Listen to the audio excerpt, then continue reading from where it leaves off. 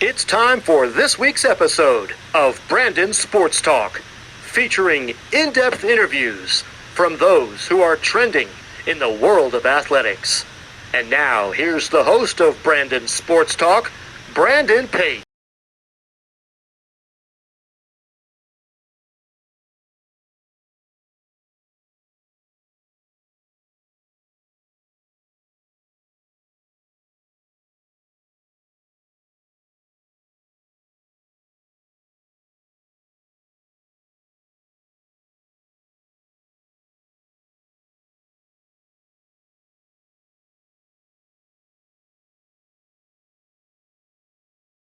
Winona State University. Welcome back to Brandon Sports Talk. In today's episode, I have the privilege to interview the Winona State Warriors assistant softball coach, Coach Cyndy Jones. How are you doing today? Excellent. How are you doing, Brandon? I'm doing good. Can you talk about how you knew that you wanted to get started in coaching in college softball? Well, I can say that it was never a dream of mine to grow up to be a college coach. It more sort of landed in my lap. So after my playing career ended, I took a job near Winona as a registered nurse. And when our head coach found out that I was still in the area, he asked if I would be interested in working with his pitchers. And he was a staff of one at that point. And so I thought, well, this is a good opportunity for me to give back to the program that I truly enjoy being a part of. And so I took him up on his offer and I said, yeah, I will take on the pitchers. And, he kind of mentored me through writing the workouts and the kind of phases of the season and things like that. But it kind of landed in my lap and kind of, I have found through the years that I truly enjoy working with this age group. So most people don't start their coaching careers at the college level, but I'm really happy that I did because I just think that this age group is what lights me up and helps me help them through this transition into, kind of adulthood and being on their own and leaning on themselves. What was that like going to Winona State and being a softball player for them? Well, I grew up in the Chicago area, so Aurora, Illinois. That's where my roots are. So not many people come north to play softball, but I did. And my goal was really to go out of state. So I really wanted to use college as an opportunity just to see another area of the country. And so when I came up for my visit, I really kind of fell in love with the area of Winona, the outdoors. Just every season has a lot of things to offer. And the campus was a great size and you could navigate it. It wasn't overwhelming. It was a small town community feel. And I really kind of thought to myself, like, there are places like this that still exist. And so I was like, yeah, this seems like a good fit. The softball program was not really well established at that point, but they had some great players. And so I was just really excited that they were excited to have me and were willing to bring me all the way from Illinois to help them, really get the softball team in a good direction. What was that feeling like the first time you got to put on that purple jersey, softball jersey for Winona? I think it was there was a lot of expectations I think that I had of myself and was I going to be able to compete at this level? I think we all question that as we move from high school and summer ball to that next level, and what does the next level look like and how intimidating is it? But once we kind of got to the game period, I think I really kind of settled in to saying like, okay, I do feel like I belong. I do feel like I can make an impact. I do feel like this was the right spot for me, the right team for me, and I can really grow as a person and a player throughout this program. So getting to the game portion and putting on the actual jersey was kind of like the solidification for me of like, okay, I'm where I'm supposed to be, and now let's take this from here. As a player, what were some of your biggest accomplishments? Well, if you know me, you know that I have no memory. I don't know numbers. I don't know stats. I don't know how many strikeouts I had. I really don't remember a lot of individual type accomplishments because they don't resonate with me as much as the team accomplishments and the memories that you have with your teammates and your coaches and things like that. The the best memory probably, that kind of fueled me into really believing in myself as a pitcher was freshman year when we went to the conference tournament, and we ended up winning the conference tournament. We weren't picked to be anywhere near the top, and I was able to pitch in 4 of those games and throw full games and really help lead our team into being a team to be looked at. And at that point, we didn't have the automatic qualifier for regionals. During that year, that would have been 99. And so we didn't get to advance on. We just won the tournament. And that was just the end of our season. But that was kind of the first time that I realized, like, I can have this much of an impact and really, help my team become a contender within the conference. What was that feeling like as a pitcher, getting your first strikeout and getting your last strikeout throughout your career? Yeah, the strikeouts were fun. I was a rise ball pitcher, and so I have a special place in my heart for the rise ball. Really getting players to swing at things that are completely outside of the zone is fun. But I have envy for those changeup pitchers because they make people look even more silly, when they throw this changeup and people screw themselves into the ground trying to hit it. I couldn't do that. So I had to kind of throw it high and hard and get them to, make their decision too early, and then reap the benefit of that. So, seeing the rise ball swing and misses, that was probably the highlight within those strikeouts.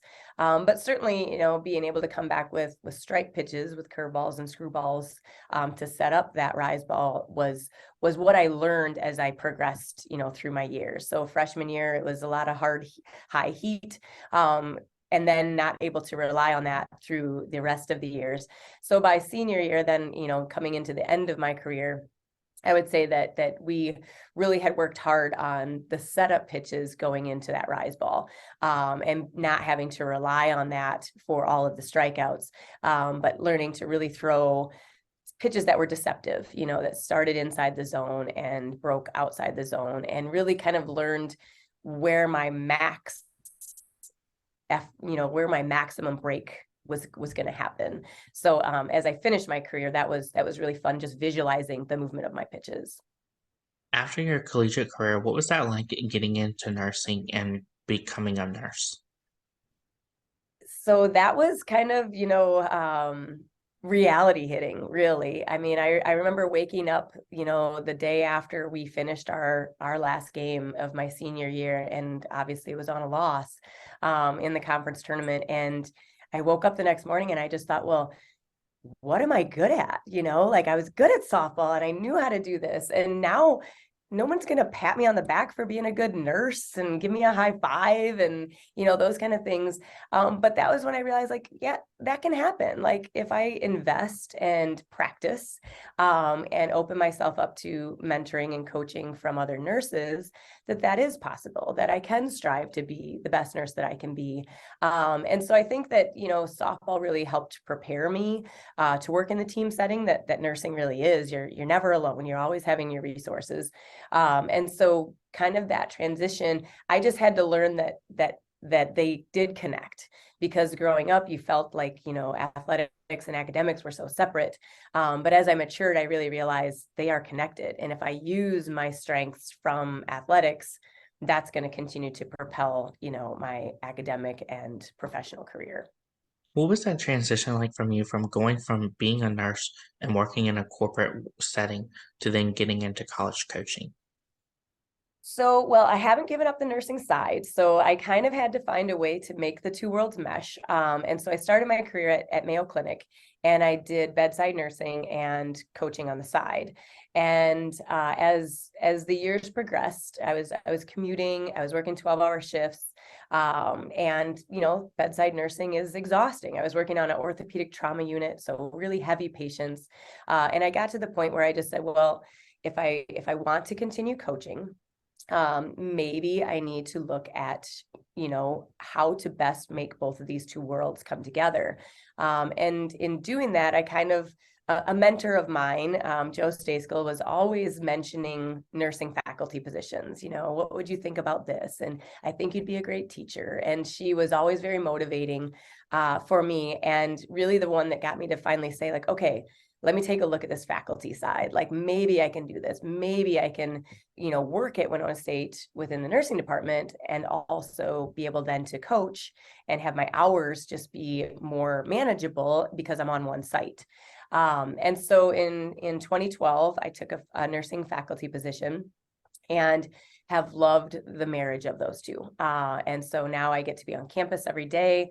I get to be at practices every day. I don't get to travel to all of the away games just because, along with having a career as a nursing professor, I also have a family. And so with my husband and I both being in coaching, one of us does have to still prioritize the family even on game day. So I think of coaching as my hobby, whereas it's his profession.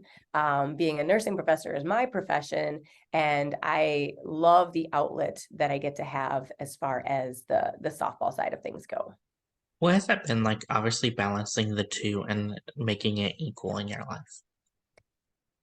It's difficult. Obviously, when we're in the fall season, preseason, things like that, where we're just practicing, it does align better. When I know my daily schedule and I can work practice into my daily schedule and still meet the needs of all the things in my life, I feel pretty good about it. And I like to be busy. I'm not a person that wants to sit around and have downtime. So I do enjoy being productive. The difficult part becomes balancing when we're actually in season. And as Midwest, your schedule is a suggestion. Games get moved all the time. We're going to travel later. We're going to travel a day earlier. So that's really where I get emotionally torn, because I can't travel. I can't just drop everything and go with the team, if they travel a day early. I can't always go with the team knowing that on the other side of the weekend, they might have to stay through Monday. My schedule doesn't allow for me to just call in on Monday and say, hey, I'm not going to be there to teach the courses I'm supposed to teach. So I really have to look more intimately at the scheduling piece. And like I say, it can be frustrating on both sides. I'm frustrated when I'm not able to be with the team and be there to support the pitchers. But I'm equally frustrated when I'm not fulfilling what I may think I need to be doing within the nursing department and supportive of, my day job, as that would be. So it is a difficult balance, much more difficult during our spring championship season. But it flies by. So, I love a challenge. You try to meet the challenges as much as you can. And before you know it, it's May and you're just like, what happened? But we survive. What was that feeling like, getting to join the coaching staff of your alma mater? That was huge for me. I honestly don't think that I would have taken that step at any other university. I don't think that I wasn't seeking out pitching coach positions. I wasn't seeking out being a coach. I always kind of had that, resistance to coaching growing up, and like, okay, well, who wants to do that? I'm just going to keep playing forever. Well, then you realize you don't get to play forever. And this was the only way to stay connected to the sport. And when Greg gave me the opportunity, I didn't know then what I was agreeing to. But in hindsight, I'm 100% happy that I gave it a shot. That first year was rough because I did know all of the players. I had played with them. They were my teammates. One of my best friends and roommates was still on the team. And so I had to develop some boundaries, and I had to really try to mature to a level that they would respect. If I was going to give them feedback on what they were doing, I needed to really help them understand that my expertise is what's driving me, and that we are not friends and teammates now. I am a person that's trying to help you be the best that you can be. And so it was a little maturing process being at my alma mater. But in the end, I don't think there's anywhere else I could have ever have imagined starting or, finishing out my coaching career. Of course, in 2013, what was that season like, going to the conference championship for the first time in program history? It was, great. It was an opportunity for us to, kind of be seen on a bigger stage, and having people really recognizing the program and things that have been built. We're really big on our alums, and helping our current team always realize that a lot of people came before you, a lot of people laid this foundation for you. You're reaping the benefits, and respect the opportunity that you have, based on the sacrifices of those people that came before you. But as we went into kind of being seen on a bigger stage, there was more pressure, and there was somewhat the will to succeed. But I think that, again, like, we still view ourselves as an underdog every single season, and really trying to always prove ourselves, really trying to always, what is this team going to be known for? So that last year's team accomplished such and such, but we're this year's team, and what are we going to accomplish, and what's our destiny, and what's the legacy you're going to leave at Winona State, because every team gets to. And so I think that really started that initiative of everyone, every season, every team wants to leave their mark. In 2012, what was that feeling like for you to get inducted into the Hall of Fame for Winona State as a player? Well, that was surprising to me. Like, I hadn't really, I hadn't known a lot about University Hall of Fames and athletic Hall of Fames and things like that in the past. Again, I was pretty, like, I didn't seek out this coaching world, so kind of learned some of those things along the way.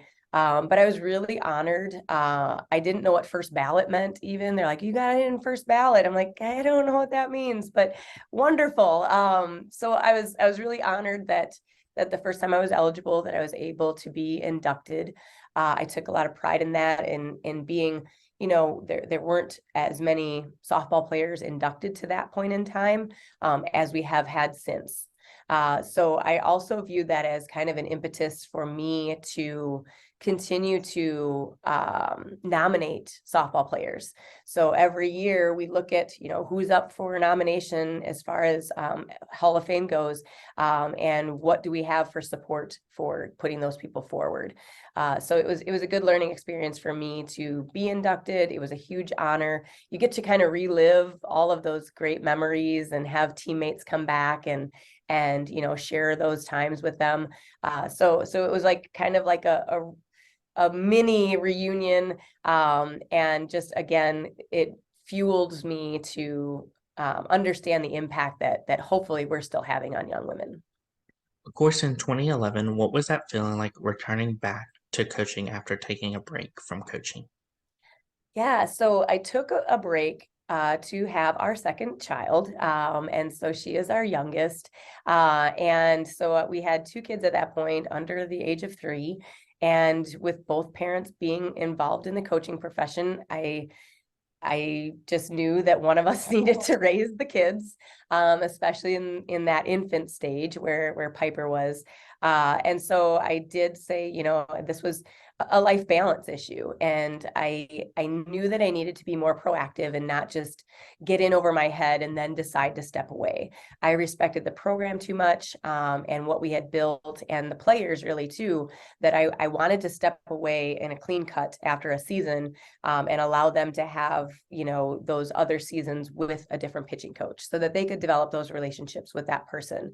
And so I did step away. I was still, our number one fan. We brought the kids to every game.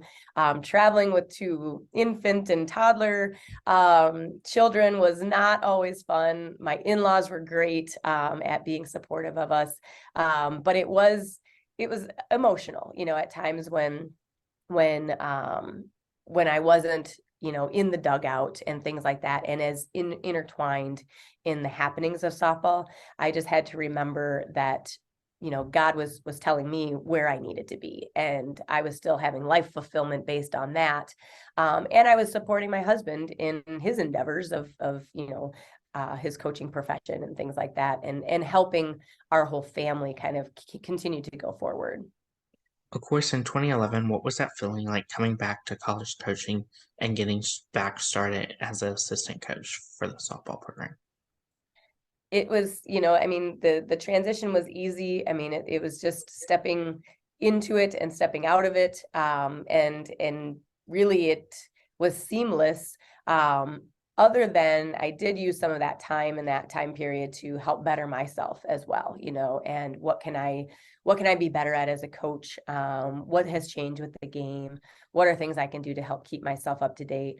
So coming back, I did return pretty confident in the direction I wanted to go with the pitching staff too. And I think that still a lot of those principles that I applied when I returned are still things that we put into play today.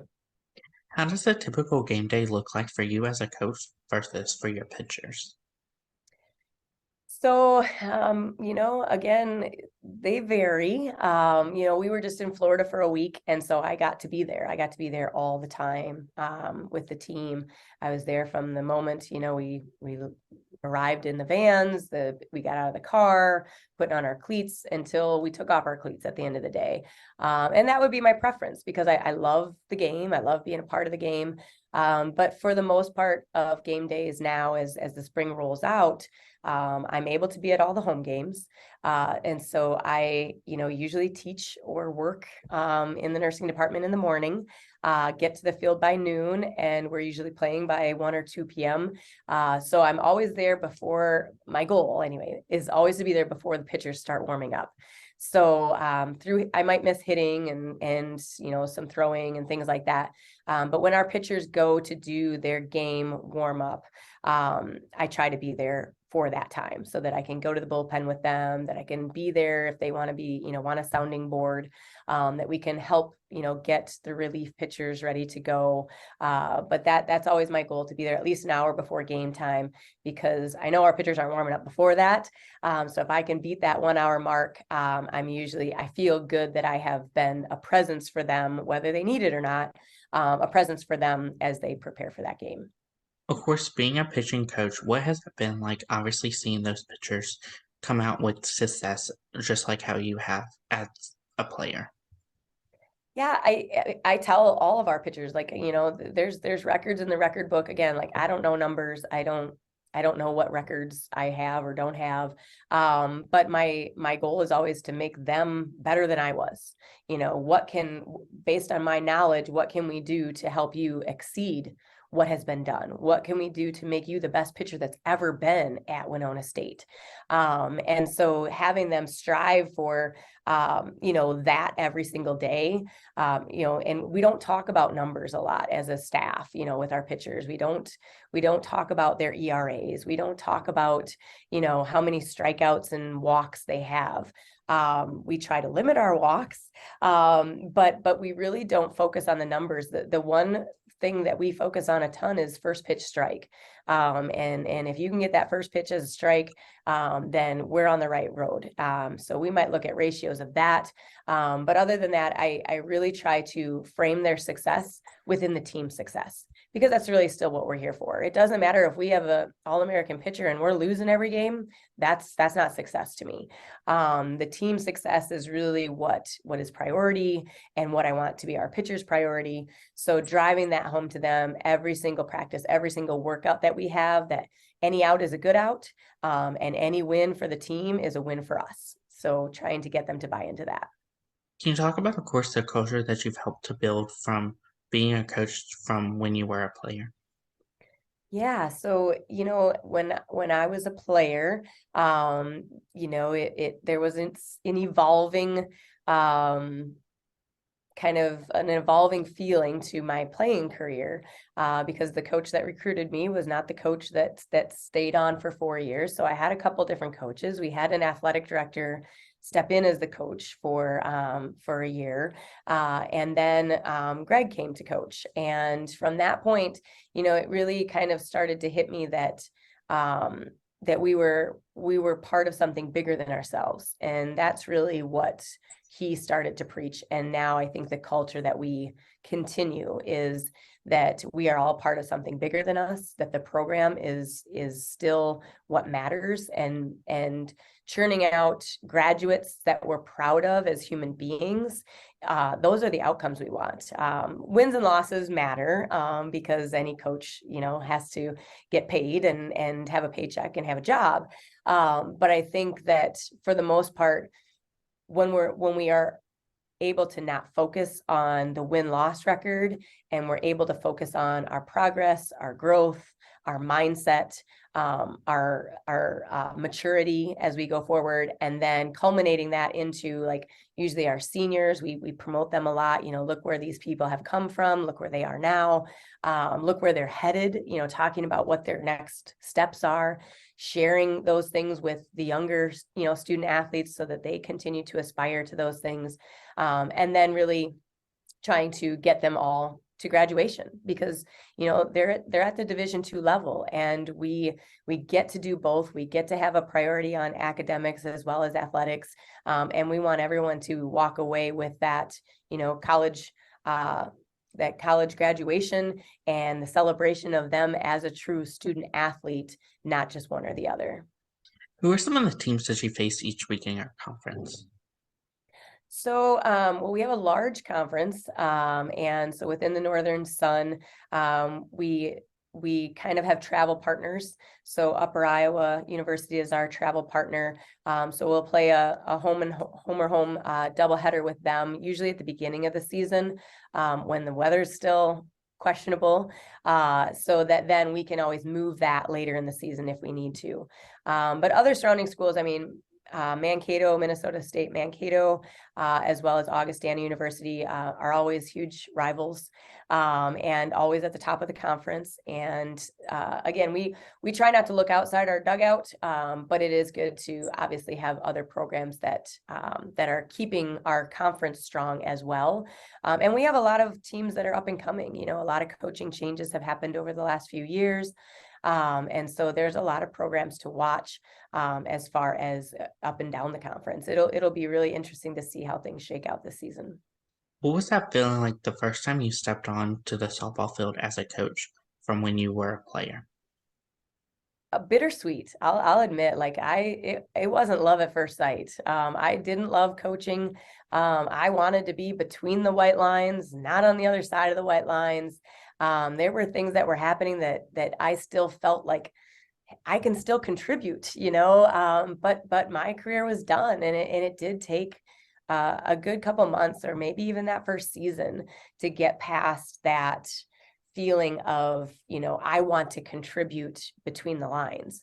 I had to learn a role and how I could be the most supportive from the dugout and during practices, and doing mound visits, and had to learn all those types of things. So I think there was definitely a need for maturing during that first season, and I thank the girls for going easy on me during that first season.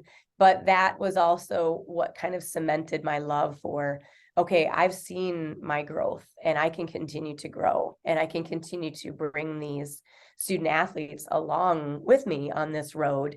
And I get to still be part of softball. It's the kind of the best of both worlds, that you get to work on a college campus, so you're constantly surrounded by these young adults that are really in the prime of their life.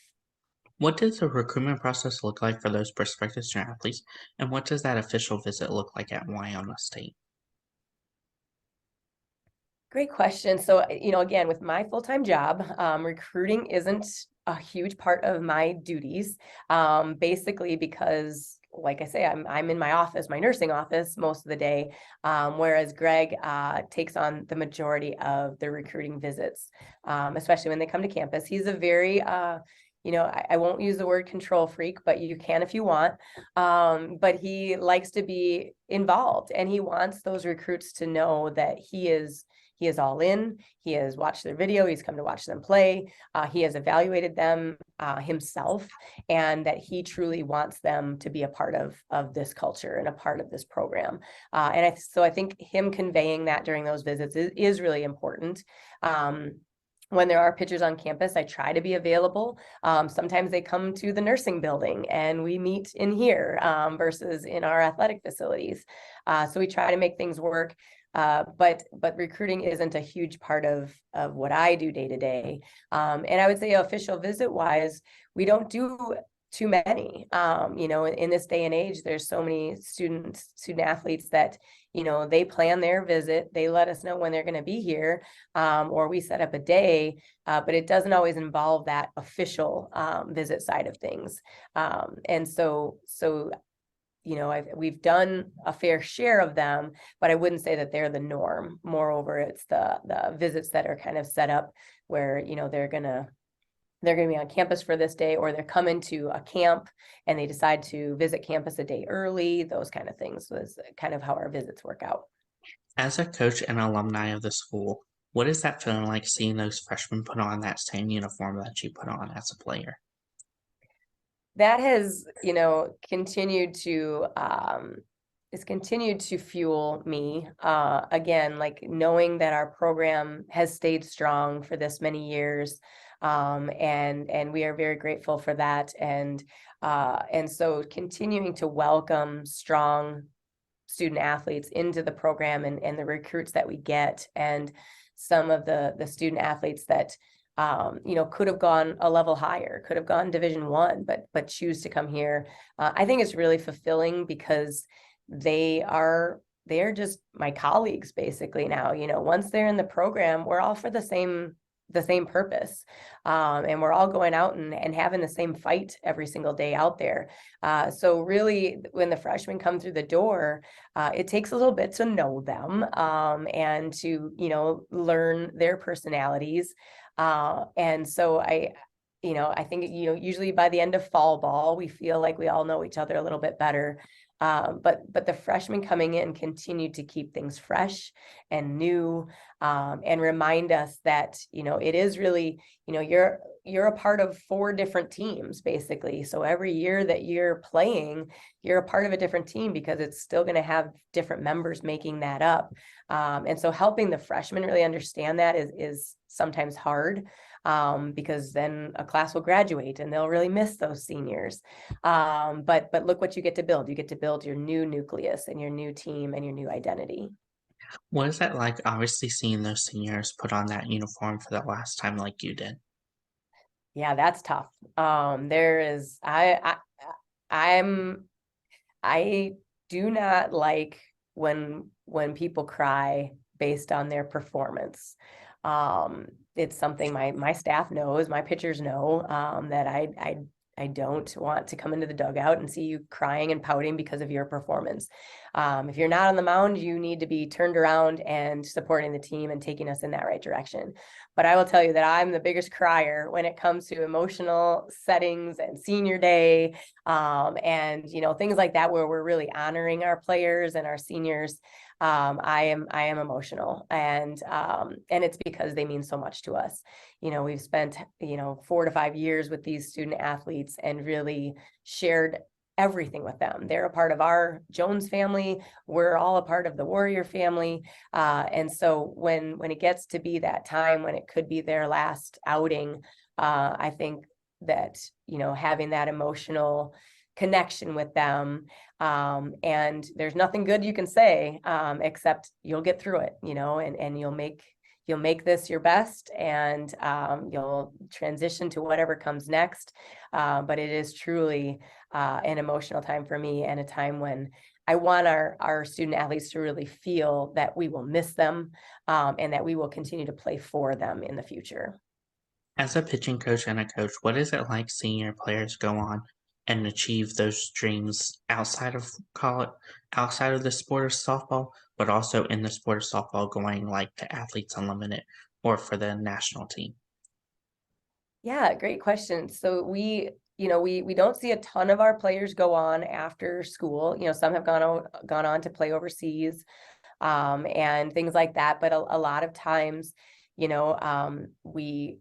we stress, with Division II, I think people are still have a good balance with their academics. And so a lot of times our athletes have jobs lined up, or internships lined up, that they've saved for after, their 4 years are exhausted. So a lot of times they all have a plan in place, and it's really rewarding to know that they're going to use softball. They're going to use Warrior softball on their resumes. They're going to use Warrior softballs in their interviews. They're going to draw on the strengths that they've learned in this program throughout their entire careers, no matter what they choose to go into.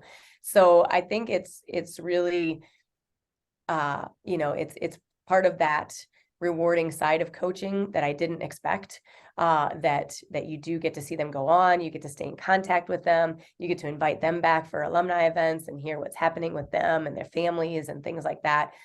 So I love that we bring that too into our current players, so that they can kind of see, like, there is life after softball, and you're going to find whatever that is for you, but continue to always be the best version of you can be, just like you did on the softball field. Now you're just going to do it for your family, or you're going to do it for your profession, or you're going to do it as a volunteer, whatever the capacity is.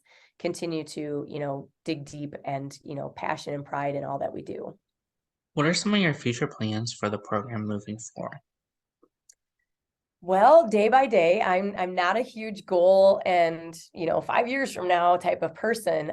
So I'm very day by day. I talk to our pitchers about that. We can't look too far into the future, because we don't know what that holds. And so I think at this point, we're just focused on this season and looking at what this young staff, we have a young staff this year in the circle, what they're going to accomplish. And really, honestly, the foundation that they're laying for the future. They're working hard. They're doing what's being asked of them.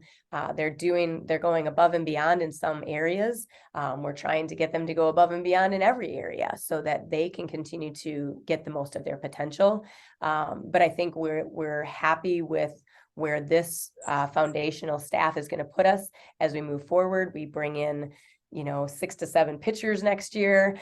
So our staff's going to grow exponentially. But again, I'm not looking at that yet. That'll be summer plans and things like that going into the fall, into how next year develops. But we want to maintain. And I think that's, we talk about passion and pride and having that every day in and day out.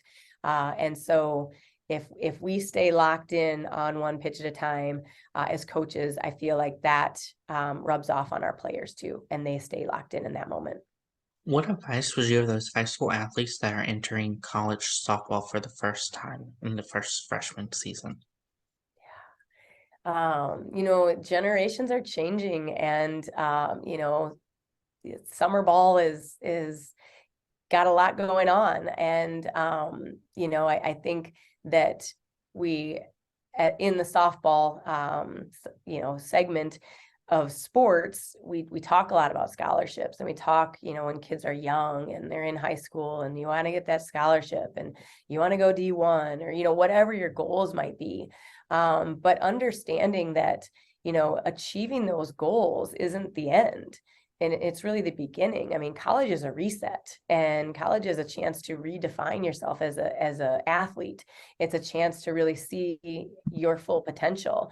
I think some freshmen that struggle come in and think they've achieved it. I got here. I'm here in college and I got a scholarship, or I'm here at the school that I chose to walk on to, and they feel like they've accomplished all of their goals, whereas that just means it's time to set new goals, and that just means it's time to redefine what you're going to be and what your legacy is going to be within this program.